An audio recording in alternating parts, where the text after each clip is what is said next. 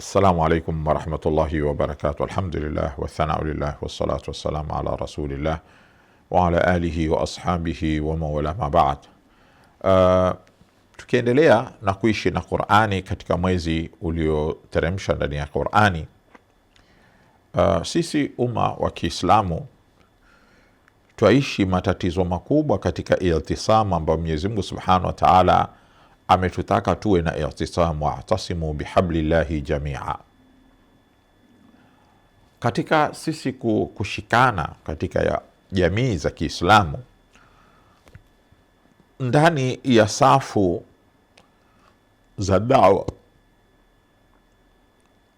kumeshindikana kupatikana mshikamano, kwa sababu tawala zilioko leo zimepenyeza katika safu za da'wa na zikawaingiza watu ni umala wa kutumikia zile tawala kwa ajili ya kudhoofisha umma, kwa sababu umma ukija ukawa kitu kimoja, ukawa na mshikamano mmoja, wao wana hofu kwamba zile tawala zao zitaondoka. Na wala si hivyo. Sisi si makudhati, sisi ni duati. Lakini ile hofu, dasturi ya dhalim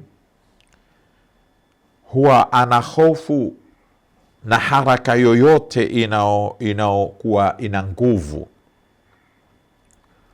Na sasa sisi tunahitaji kufanya hisabu zetu vingine, tuangalie ni jawanibu gani ambazo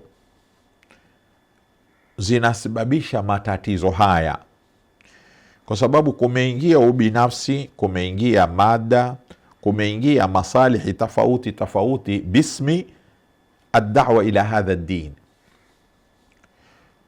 Sasa kwa sababu ya matatizo haya, utaona zile taasisi zetu ambao zilikuwa ndio zitulete sisi pamoja, zimekuwa ndizo zinazofanya adawa baina yao,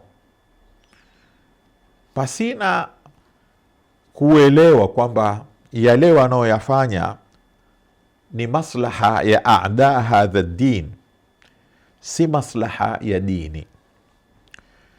Kwa hivyo neno la i'tisam limesikika sana katika manabir, lakini katika ardhi alwaqi' kuna udhaifu mkubwa.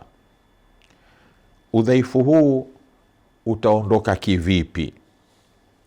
Hili ndilo suala ambalo lataka tujiulize tunapoizingatia aya hii.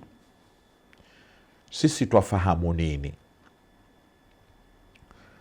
Na tunapoangalia yale makemeo, wala tanaza'u fatafshalu, musiwe na nizai baina yenu, mutapatikana na fashal, kutapatikana kufeli.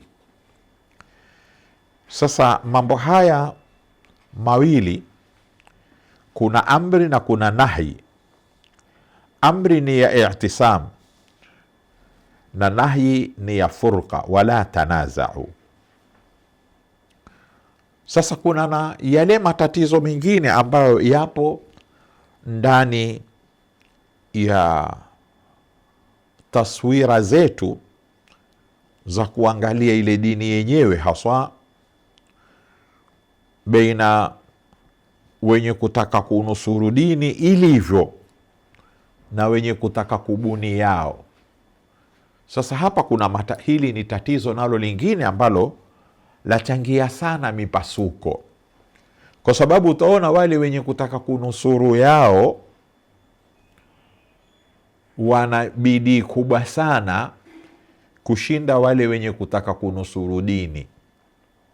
Mwenyezi Mungu Subhanahu wa Ta'ala atulinde na shari zote. Mwenyezi Mungu atujalie ni watu wenye kuwa na i'tisam na kujiepusha na furqa. Wassalamu alaikum warahmatullahi wabarakatuh.